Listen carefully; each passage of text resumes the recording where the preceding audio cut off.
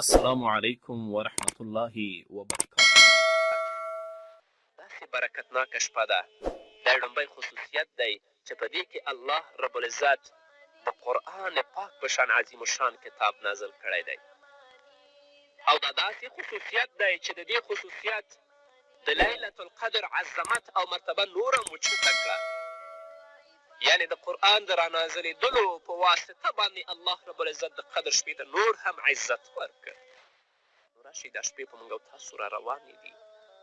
الله ته متوجه شو، د الله رب العزت نه د خپل د ګناهونو بخښنه وغواړو او تل لپاره د رب العزت نه د نیکو اعمالو توفیق وغواړو.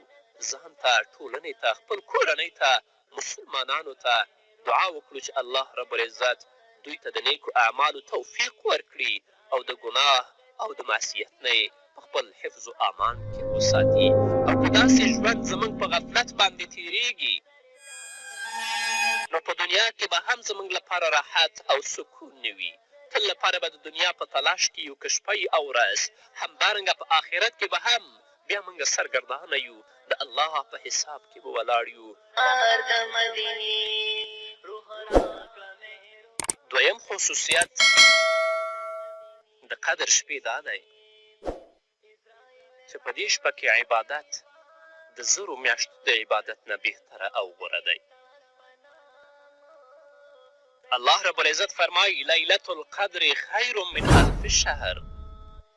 د قدر شپه چې ده دا بهتره ده د زرو میاشتو نه.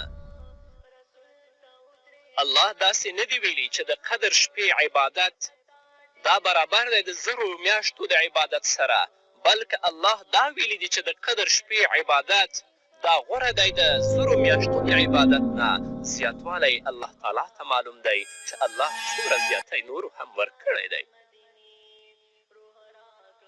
دا د الله رب العزت فضل او دا د الله رب العزت رحم او کرم دی د محمد رسول الله صلی الله علیه وسلم په امت باندې. دا خصوصیت الله رب العزت د رسول الله امت ته ورکړی، بل امت ته چیرته هم نه دی ورکړی. رسول الله صلی الله علیه وسلم د صحابه و کرامو په مجلس کې ناست و او د بني اسرائیلو د عابدینو تذکره یې کوله چې د هغوی عمرونه 200 کاله 250 کاله ول. په دیو کې به هغوی د الله رب العزت طاعت او عبادت کوه. نو صحابه کرام وپسخېدل، ویل یا رسول الله زموږ عمرونه خو 80 او یا تر 80 کلو پورې دي، نو زموږ عبادت به څنګه د هغو عبادت سره برابر شي؟ نو الله رب العزت دا صورت نازل که، ویل چې لیلة القدر خیر من الف شهر. د قدر شپه چې ده هغه غوره او بهتره ده د زرو میاشتو د عبادت نه. دا په هر مسلمان باندې را روانه ده چې روژه نیسي، په آخر لسیزه کې دی د الله رب العزت طاعت او عبادت وکړي، نو الله رب العزت به هغه ته د زرو میاشتو د عبادت اجر و ثواب ورکوي. دریم خصوصیت او دریم ځانګړتیا د قدر شپې دا ده چې په دې شپه کې جبرائیل علیه السلام سره د نورو فرشتو د آسمان نه راکوزیږي او هغه مسلمانان که زموږ خویندې دي که زموږ وروڼه دي چې د الله رب العزت په طاعت او عبادت کې مصروفه دي، نو جبرائیل علیه السلام سره د نورو ملائکو په هغو باندې سلام کوي، لکه چې الله فرمایي تنزل الملائکة والروح فیها بإذن ربهم من كل امر سلام هي حتی مطلع الفجر. نازلیږي ملائکې سره د جبرائیل علیه السلام د الله رب العزت په امر باندې، نو دوی سلام کوي په هغه چا باندې چې د الله رب العزت په طاعت او عبادت باندې مصروف او مشغوله وي، او دا کار د لمر پرېوتلو نه واخله تر سبا راختلو پورې وي. نو قدرمنو اورېدونکو په دې شپو کې د الله رب العزت رحمت راورېږي، نو څومره چې کولی شئ هغومره تاسو د الله رب العزت عبادت کوئ.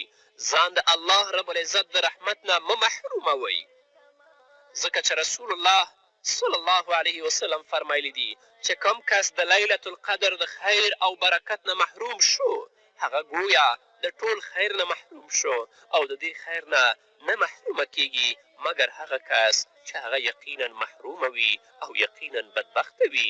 الله رب العزت دې موږ په خپل فضل او رحم او کرم سره د خپل رحمت نه محرومه کوي. په ځانګړې توګه په دې شپه کې دی الله رب العزت موږ ته د عبادت او د طاعت توفیق رانصیب کړي. نو په دې وجه قدرمنو اورېدونکو د ټولو نه افضله دا ده چې د آخري لسیزې ټولې شپې په ویښه او د الله رب العزت په عبادت کې تېرې کړئ. ټول کال موږ ویده شو، ټول کال موږ خوبونه وکړل. راشئ په دې آخره لسیزه کې د الله رب العزت طاعت او عبادت وکړئ چې په دې باندې الله رب العزت زموږ ګناهونه معاف کړي، الله موږ ته بښنه وکړي. که لس واړه شپې هم تاسو په ویښه باندې نشئ تېرولی، نو صرف هغه شپې چې هغه طاق شپې دي هغه خو په ویښه کې تېره کړئ. په هغو کې د الله رب العزت طاعت او عبادت خو وکړئ چې هغه 21مه شپه، 23مه شپه، 25مه شپه، 28مه شپه او 29مه شپه ده. او که ټوله شپه په عبادت کې نشئ تېرولی، نو څومره چې کیدی شي هغومره خو تاسو د الله رب العزت عبادت وکړئ، څه حصه به الله رب العزت ضرور تاسو ته درکوي. خو زمونږ اکثر وروڼه او خویندې هم شته دی چې په دې شپو کې هغوی هم د الله رب العزت د رحمت نه محرومه دي. 1 ساعت 2 ساعتو لپاره هم هغوی د الله رب العزت طاعت او عبادت نه پاڅي. کم از کم هر سړی خو دې دومره وکړي چې د ماسخوتن او د سهار مونځ دې په جمع سره ادا کړي. ځکه رسول الله صلی الله علیه وسلم فرمایلی دي کم سړی چې د سحر او ماسخوتن مونځ په جمع سره ادا کړي هغه ته د ټولې شپې د عبادت کولو ثواب ورکول کیږي. سبحان الله، څومره مهرباني ده د الله رب العزت د محمد رسول الله صلی الله علیه وسلم په امت باندې. خو بیا هم چې څوک محروم شي نو د هغه په محرومتیا او د هغه په بدبختي کې څه شک نشته. هغه یقیني بدبخت نه دی، هغه یقیني محروم دی. محمد رسول الله صلی الله علیه وسلم حضرت عایشې رضی الله عنها ته یوه دعا ښودلې. حضرت عایشې ته یې پوښتنه وکړه یا رسول الله که زه د قدر په شپه پوه شم چې دا د قدر شپه ده نو په هغې شپه کې زه څه دعا وکړم؟ رسول الله صلی الله علیه وسلم فرمایي اللهم انک عفو تحب العفو فاعف عني. ای الله ته بخښونکی، بخښنه ته خوښه ګڼې نو ته زما نه بخښنه وکړه، زما ګناهونه معاف کړه. هر څوک چې په هره ژبه کولی شئ، خو کومه برکت چې د رسول الله صلی الله علیه وسلم په هغه الفاظو کې دی چې هغه د مبارک خولې نه وتلي دي هغه بیا په نورو کې نشته دی. نو دا یاد کړئ چې اللهم انک عفو تحب العفو فاعف عني. شپې شپې موږ په لاو لهب کې تېرې کړې. شپې شپې د حرام په اورېدلو او د حرامو په لیدلو کې تېرې کړئ. راشئ په دې لسیزه کې الله ته کښېنئ، الله رب العزت نه د خپلو ګناهونو بخښنه وغواړئ. ځان لپاره، د خپل کورنۍ لپاره، خپل اولاد لپاره د الله رب العزت نه بخښنه وغواړئ او دا توفیق وغواړئ چې الله موږ ته د نیکو اعمالو توفیق په باقي ژوند کې رانصیب کړي. ځکه د دنیا ژوند ډېر محدود دی، ډېر لنډ ژوند دی. الله ته به درېږو، الله رب العزت به زموږ نه پوښتنه کوي. که څوک هم په دې شپو کې د الله رب العزت طاعت او عبادت نشي کولی، ځان خو دې د ګناه نه په دې شپو کې وساتي. د خپل اولاد، د خپل کورنۍ، د خپل دوستان خو دې د ګناه نه بچ کړي په دې شپو کې. ځکه په کم متبرک وخت کې چې عبادت کوونکي ته الله رب العزت ډېر اجر و ثواب ورکوي، په هغه باندې د الله رب العزت رحمت راورېږي. نو همدارنګه په دغه متبرک وخت کې که څوک ګناه کوي او د الله رب العزت نافرمانی کوي نو په هغه باندې هم د الله رب العزت لعنت د تیز باران په شان وریږي. نو که په دې شپه د الله طاعت او عبادت نشو کولی، کم از کم ځان خو د ګناه نه بچ کړو، خپل اولاد خو د ګناه نه بچ کړو. اما متاسفانه باید ووایم چې په دغو شپو کې هم زموږ کورنۍ او خپله تلویزیون ته ناست یو، هغه فاسد سریالونه او فاسد فلمونه تر سبا پورې ګورو. هغه پلار چې په هغې کورنۍ کې دی الله به د هغه نه پوښتنه نه کوي. هغه مور چې په هغې کورنۍ کې ده هغه نه به الله پوښتنه نه کوي چې داسې د رحمت په شپه کې داسې د برکت په شپه کې چې د الله رحمت د تیز باران په شان وریده تاسو هم د دې نه خپل ځان او د خپل اولاد محرومه کړي وئ په فساد کې اخته وئ نه که عبادت نشئ کولی ګناه نه خو خپل ځان او د خپل اولاد وساتئ حضرت مولانا اشرف علي طهانوي رحمه الله لیکلي دي لکه څنګه چې څوک په محمد رسول الله باندې یو وار درود شریف ووایي په هغه باندې د الله رب العزت 10 رحمتونه نازلیږي العیاذ بالله که یو کس د رسول الله صلی الله علیه وسلم په شان کې ګستاخي وکړي نو په هغه باندې هم 10 لعنتونه نازلیږي